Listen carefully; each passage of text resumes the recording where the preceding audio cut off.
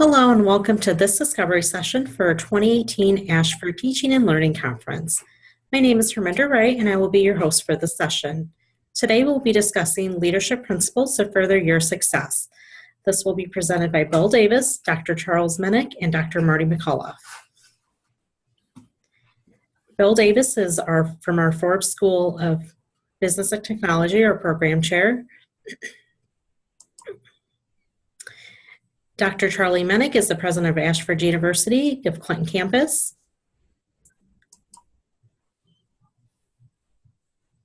And lastly, we have Dr. Marty McAuliffe, the associate professor for the College of Liberal Arts. And now I'm going to turn this over to Bill Davis. Thank you. Before we begin, I just want to share some advice that kind of was at the impetus of us putting this presentation together. You know, we think that the 2018 Ashford University Teaching and Learning Conference is a very valuable tool. It's to educate, to pay it forward, to share learning. I mean, the purpose of education is learning, and I know myself especially have had the opportunity to learn from my colleagues here in this presentation, as well as through the years as adjunct and teaching professor at Ashford University. I've just had a ball. Now here is Dr. Andy Sheehan. Dr. Andy Sheehan is no longer with us, but he was our Dean of the College of Education. He was our Chief Academic Officer. But I remember in 2012 a nugget that he left us with in some training for teaching courses and so forth. And he said, he encouraged us all at the end when he said this. He said, together we're so much stronger than we are individually. And, you know, we have the opportunity to become a powerful learning community. So Dr. Sheehan's advice was develop relationships with each other and share best practices and talk about how we can create the best learning experiences for our students. You know, I never forgot that. And that is always at the impetus of me as I lead and try to collaborate and innovate with my colleagues. And I just think good things emerge, as you're going to see in this particular presentation. Now, the old Beatles song, with a little help from my friends, there's a lot of synergy when you collaborate and innovate together. And these are two of my good friends and colleagues, Dr. Marty McAuliffe and Dr. Charlie Minnick. And I asked them, I said, hey, why don't we kick together some ideas and pay it forward? And why don't we enhance leadership skills based on our experiential learning, based on our knowledge, and do some applied knowledge, and let's pay it forward. They were all for it, and here we are. So one of the basis for this article was an article series that Dr. McAuliffe and I did in Ashford University Forward Thinking blog. That is a great source for information, ideas, for learning. So proud of Lizzie Wan and her team as they have just continued to develop different articles we can use. And I'm a constant contributor, and Marty joined me with a series to create a series of some leadership articles that are just very good. And this was what the Ashford Forward Thinking Faculty Focus group did. They featured these articles for us. And of course, we also looked, talking to Dr. Minnick, some of the Kouzes and Posner book, The Leadership Challenge. Dr. Minnick has been my mentor through the years. I had him as a professor as I was getting my college education, my master's degree, and we just became friends, and I've learned so much from him, and it's been such a shared learning experience. So all that is very, very valuable, and we are going to talk about some of these things. So the article series was a short, well-written leadership article series, and Dr. Minnick, again, is going to talk about his leadership roles, the things he's researched in his career. He has a long, long list of accomplishments. And again, he's going to talk a little bit about applying Kouzes and Posner. But again, the purpose today is strictly learning. We want to allow you to gain a deeper understanding of some leadership principles and 4 leadership qualities, especially for effective leadership that Dr. McAuliffe and I wrote about in our articles and highlighted. So with that said, think about the most influential leader you know. What characteristics make them so influential? Why do you follow? What do you see them doing right? Those are things that you want to understand, transformational, transactional type leadership. what does that leader do that really attracts you? Is it their ethical leadership? Is it the way they influence? Is it their vision? There's all kinds of different leadership styles. Do they encourage you? You're going to hear about some of those. The other thing that I wanted to talk about, these are the 4 qualities that we're going to get deeper into. But we believe that, optimism is one. Passion. Hopefully you sense my passion for leadership. Vision. Describe to you a little bit about what we want to try to accomplish today in this short window of time. And then consideration, considering other people, their ideas. They matter. People matter. Caring. All leadership, effective leadership, develops relationships and results. And so trust is a key component. And the way you develop trust is by being dependable, being competent, offering consideration, being honest, likability. All those factors go in, getting along. Open communication is very important. Having goals, visions, commitment to mutual gain, win-win scenarios, providing the right support at the right time. This is just a little piece of research that we wanted to throw in. It's a great survey that Gallup did in 2009, and they surveyed 10,000 people.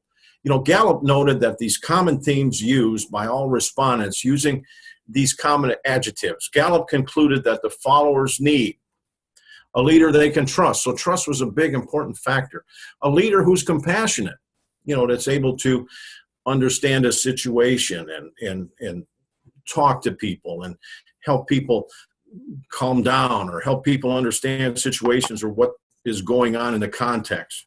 A leader who offers stability is very important. You want to follow someone that's grounded. A leader who demonstrates hope. Hope is very important in leadership. Now, with that said, that concludes my part. I am going to turn it over to my friend and colleague, Dr. Marty McAuliffe. Marty? Thanks, Bill. So when we talk about what are the qualities for successful leaders, there's basically 4 that you have to have a successful leader, somebody you're going to follow, or if you're going to be the leader yourself, these are the things you have to have. And the 4 major components are optimism, passion, vision, and consideration of others, which I will most likely refer to as empathy because it's a synonym to me, and that's a little easier and more natural way for me to say that. But I thought the way we could look through these slides and also talk about these 4 major terms would be to look at great leaders and how they've envisioned and how they've personified these different things. So when we look at optimism, I think we would find that nearly all psychologists would agree that all of human behavior is motivated either by fear or by love. So how are you going to be as a leader? Are you going to be optimistic and you're going to be full of hope and love and you're going to try to move things forward, or are you going to lead by fear? Are you going to try to scare people into doing the things you want them to do? Well, obviously, optimism is the way to really get people to do what you want in a meaningful way to make everything better for everybody involved. And one of the Intel co-founders, a guy by Robert Nace, he said that optimism is an essential ingredient of innovation. How else can the individual welcome change over security, adventure over staying, or adventure over staying in safe places? The underlying current of everything we're talking about is, change not only is inevitable, it's constant. We wouldn't want to live in a world that, things don't change. We wouldn't want the same day over and over again. We saw the frustrations Bill Murray had in the movie Groundhog Day, where everything was the same over and over and over again. While we kind of want to be stable and we want to feel that we're safe, we have to know that change is a part of it. And so how are we going to seek change? Are we going to be happy about it and optimistic, or are we going to be fearful? And that's the choice of the leader and the way that they go about that. And then passion. Passion is something that has to be genuine. And I think we could all agree that passion is genuine and it's something you know when you see it. If people try to fake passion, you can see right through it. You need to really have that as a central core of your being in whatever enterprise you're in. In education, do you love seeing the aha moment for students? Do you enjoy, helping a student that's really struggling actually, come to a great outcome by the end of the class and understand the concepts that they need to so that they can advance to the next level? Those kind of things you need to have as your fuel in whatever business or whatever enterprise you're doing. And it applies not only to leadership situations, but it applies to everything you do. The 3 of us like to talk about living in the moment and getting the most out of the moment because that's all we've got. And really that's what passion is. I think that, basically passionate leaders walk their talk in their day-to-day behaviors. They support their beliefs. And you can look at two political figures if you really want to understand passion, in my opinion. And it doesn't matter which end of the political spectrum you're on, or if you're right in the middle. If you look at Ronald Reagan, you look at Barack Obama, regardless of whether you agreed with what their policies were or what they tried to do for the country or not, if you think they were good or bad that way, there's no doubt they were both passionate people. They both deeply believed what they were doing, and that actually rubbed off. You could tell when they talked about things, they cared about what the outcome was going to be. They cared about the people that were with them. And in light of that, they uplifted people to do things and try to better the country in that way. So I think they're two good examples for that. And then vision. Basically, I think the best way for me to look at vision is, are you a forest or are you a trees person? It's kind of an old adage, but basically you're one of those people that kind of looks out over the forest and sees where everything is and sees what the parameters are. Are you somebody that's down in the trees and kind of looking at each leaf and each little twig and things like that? Now, it's important to have people that understand what the trees are and to understand how they function and how to grow them and how to make sure that everything's working right for whatever you're doing. But if you're going to be a leader, you need to see the bigger picture. And I think the best example I could come up with for a visionary leader was John Fitzgerald Kennedy. I think he was probably the most, at least politically, visionistic leader in the 20th century, where in the early 1960s, he said, we will put a man on the moon by the end of the decade. Should have been more gender-centric. We will put a person on the moon, but that was an older time, so we'll let him go for that. But basically, he had no idea how that was going to happen. He didn't understand the first thing about space science. He didn't understand anything about astrophysics or jet propulsion or anything that was going to be required. But he had that vision. He looked over the forest and said, "We're going to do this." And really, in a engineering masterpiece and really shock to the world, it was done within 10 years. And then our final piece is considering others, which I really think is empathy. It's feeling for others. A good definition for it is the ability to recognize and share other people's feelings. And this, hopefully comes naturally to us, but if it's not, it's something you can actually learn. Take the time to understand the way the other person feels. Think about what their situation is, find out what their goals may be, and try to, find a way best to help them along the way. Because really, if you're a leader, then you have to actually get other people to perform to the level that you need in order to get to the goal that you're seeking to achieve. And really, I think one of the best ones for this is another political figure, Franklin Delano Roosevelt. In his inauguration in 1933, in the depths of the Great Depression, he famously said, "The only thing we have to fear is fear itself." Now, Franklin Delano Roosevelt came from a long line of very wealthy people. He never had to worry about money his entire life, but he had a way of empathizing to show that he was with the people. He knew that a lot of people were struggling. In his inauguration address, he talked about the fact that people were hungry. He talked about the fact that people needed work. But he said, the only thing we have to worry about is fear. So let's not do it. So we're going to move forward and we're going to do this together. And that empathetic feeling was actually a launching pin for what he was able to do moving forward. So with these four concepts in mind, optimism, passion, vision, and the consideration for others, we really see the foundations upon leadership and how they're built. And now I'll hand it over to Charlie. All right, thanks. Well, I'm going to talk a bit about some of my experiences, plus one of the, if you look at leadership books, there's like thousands of leadership books out there, just thousands of them. This one's one of the best ones I've probably ever read because to me it's well researched, it's well presented, and I think it does a great job of connecting common sense to common practice, which I think what we need more in our life anyway. If we can connect those things, I think we'll be better off in life. So, and it's really a cool thing about this book too. It also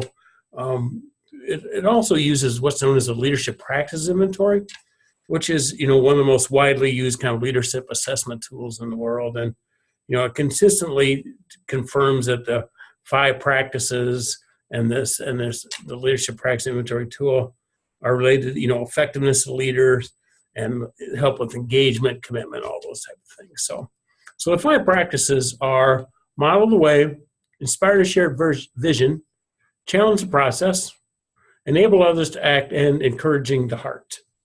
So the first one we'll talk about is modeling the way. Okay, so leaders establish principles concerning the way they treat people, constituents, peers, colleagues, customers, all those type of folks. how they should be treated, and way goals should be pursued. There's lots of ways to get to goals, I think, but how do you get to goals in a positive way to engage people along the way? They create standards of excellence and then set an example for others to follow. Because the prospect of complex change can overwhelm people and really stifle action sometimes.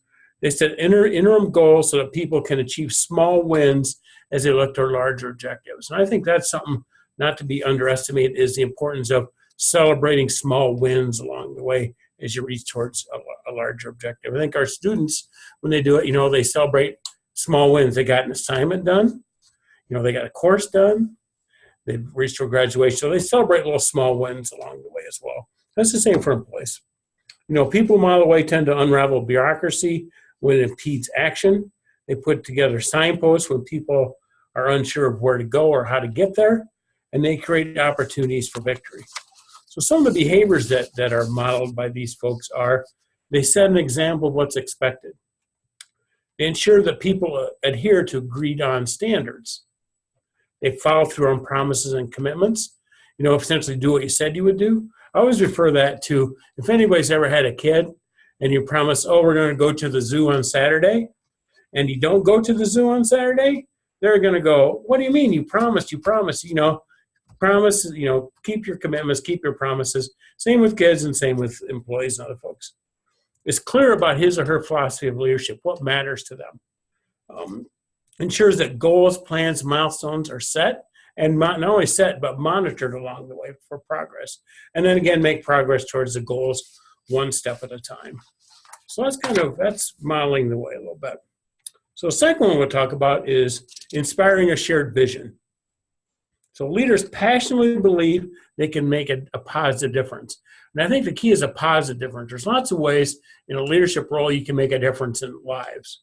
Some not so positive, but hopefully we want to focus on how do you make a positive difference in the lives of others. And I think that's one of the greatest callings in life anyway, is how do you make a positive difference in the lives of other human beings? If you accomplish that, I think you're heading in the right direction. They envision the future, creating an ideal and unique image of what the organization can become. I think we talked about in organizational theory studies, we talk about BHAGs, big, hairy, audacious goals. I think they're really good at that as well. Through their magnetism and quiet persuasion, leaders enlist others in their dreams. They breathe life into the visions and get people to see what the exciting possibilities of the future might be like. So some of the behaviors of inspiring a shared vision would be is they talk about future trends. They describe a compelling image of the future and what that image looks like and how employees and other people can support that and become part of that future. They appeal to others to share the dream of the future. They show others how their interests can be realized. Is enthusiastic and positive about the future, and they speak with conviction about the meaning of the work being done. Okay. The third one we talk about is challenging the process. So I think leaders search for opportunities to change the status quo. They look for innovative ways to improve the organization. In doing so, they experiment and take risks. And I think one thing that's important, not only do they take risks, but they encourage their people to take risks. But if you're going to encourage people to take risks, you also have to know the chances are people might fail or stumble in that process. So part of the leadership process is to make sure you provide a security net for people going, you know what, it was a mistake that was made. It was a good mistake, given the information in hand, but how can we learn from this mistake moving forward? So that's all part of risk, but we'll never grow as a people and organization if we don't take risks. And because leaders know that risk-taking involves mistakes, again, they just know there's inevitable disappointments can happen, and they treat them as learning opportunities for people. Okay?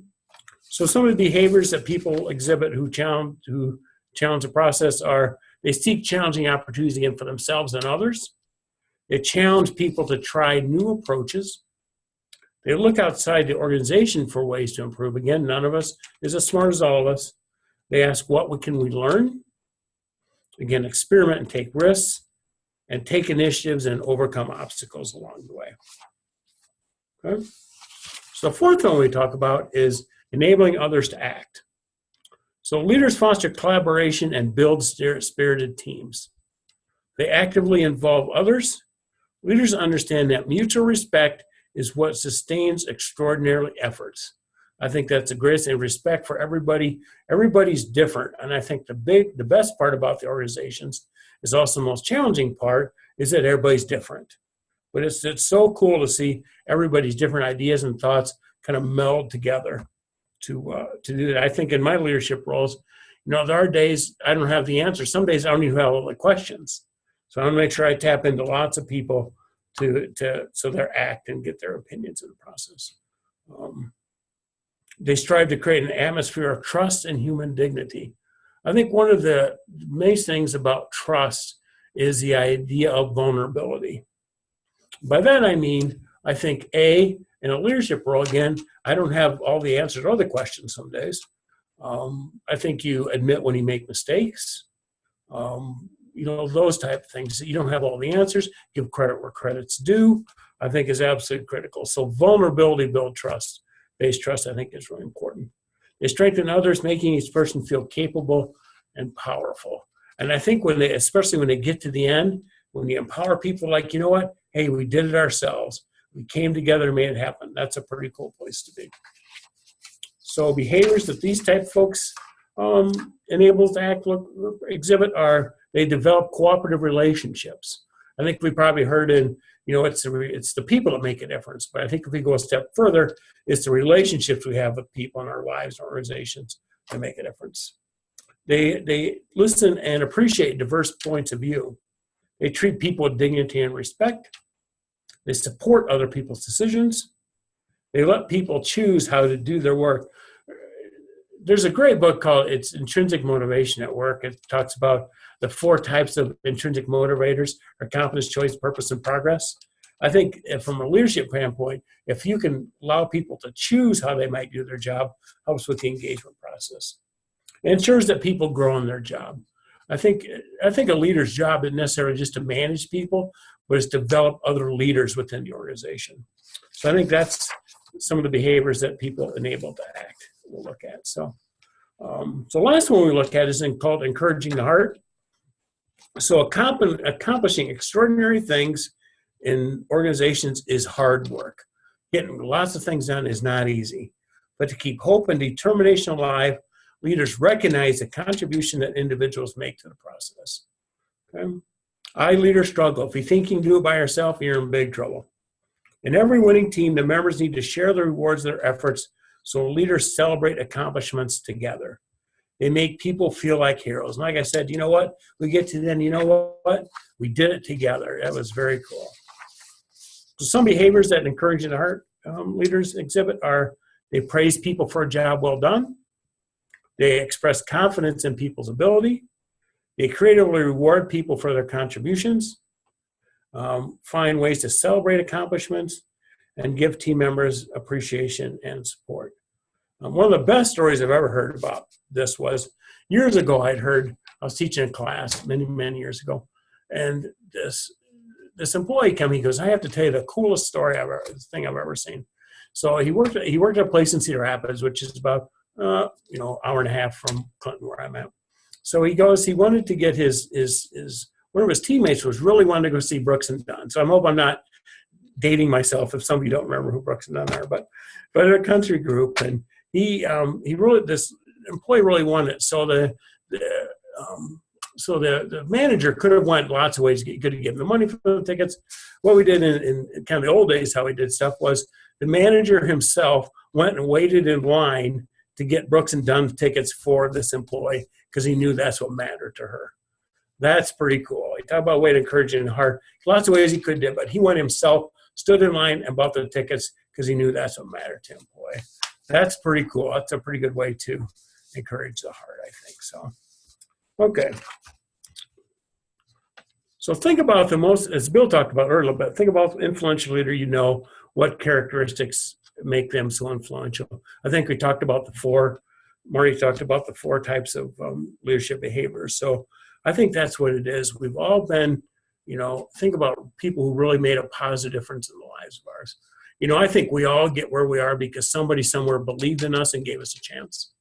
Maybe we weren't necessarily the most qualified, but somebody gave us a chance and believed in us, and we all get where we are because of those opportunities. I'm certainly living proof of that. So, okay. So just a little bit on this. There's a couple different types of leadership styles, you know, transactional and transitional. So transactional leadership is primarily based on processes and control. It requires a pretty strict management structure, whereas transformational leadership focuses more on inspiring others to follow, and as such requires a higher degree of coordination, communication, cooperation. Okay? So if you look at fundamentally, the differences would be transactional leadership looks at how to get things done. Transformational leadership looks at how to motivate people to do things. Okay? So just a couple about each thing is, so transactional leadership works best in situations where rules need to be followed and hierarchy is critical, and there's not much emphasis on innovation. Organizations that employ transactional leadership could be things like the military tends to be a bit more transactional in how they do stuff. Contingency comes up a bit in talking about transactional leadership. Contingency in this context means that workers know the reward is contingent upon them completing the tasks that have been assigned to them. The leader sets explicit expectations that are understood by the worker. Okay? Transactional leaders often use management by exception, which means they don't make changes or get involved if everything's running smooth. If it's running smooth, they're just going to leave it alone. Negative exceptions such as missing sales goals or production quality targets get pretty quick attention. Okay? So transformational leadership, on the other hand, can looks about 4 different characteristics can be looked at. First of all, it's idealized influence. Leaders hold, share, and demonstrate core values and trust. They're kind of inspirational motivation. Leadership motivate workers by conveying confidence and a sense of purpose. Remember the 4 thing, competence, choice, purpose? So purpose is also why are we doing what we're doing and how does it fit into the big picture? Individualized consideration. Leaders are concerned about people's feelings and needs and how they're doing. Intellectual stimulation also then gets into leaders provide opportunities for creativity and innovation, allowing people to grow, learn, and try new things. Okay. I think it sounds pretty admirable, but it can, it does have some disadvantages. It can be ineffectual in some stages of business growth. It may not take root in bureaucratic environment. If there are no management structure in place, transformational leadership is not equipped necessarily to create one. So, and lastly, if we kind of compare the two, intensely, there's a big debate. Well, which one's better? But I think that kind of misses the point a little bit. Both styles are valid. What matters is context. Some organizations need some rigidity, a clear chain of command, while others work best in a kind of a fluid sort of environment where leadership sets examples and establishes goals. Something that leadership style that works for Zappos wouldn't necessarily work for the military, and vice versa. So in fact, both types of leadership styles might be needed in the organization to counterbalance each other and to help achieve growth and the development goals that are needed. Transactional leadership makes sure team is running smoothly and producing results today, while transformational leadership spurs innovation and looks towards tomorrow. So again, I think there it goes, well, which is better? Well, it's all about context. It depends. So both have its place in the organization. Again, I think effective leadership is the intersection of leaders, followers, and the situation. How do those all blend together are critical. Okay. So a little reflection, and I've done this, it's really cool. I've done this in class several times. It's called a personal best leadership scenario. So people will tell us tell us about your best leadership experience. And almost to a person, it's never been about them. It's how they've positively impacted other people. And I've done it hundreds of times with hundreds of people. And it's always been about their best. It was about leader. It was never about it was never about them. It's about how they impacted other people and how the other people get what they wanted. So I think that's what it's about. How do you help other people get what they want in life? And you'll get that reflective place on the backside. Okay. Here's some 3 great articles written by my colleagues here. So you can kind of check those out. Will certainly help to expand what we tried to cover here today. And you have questions? We always love questions. I think questions are the greatest communication tool we have.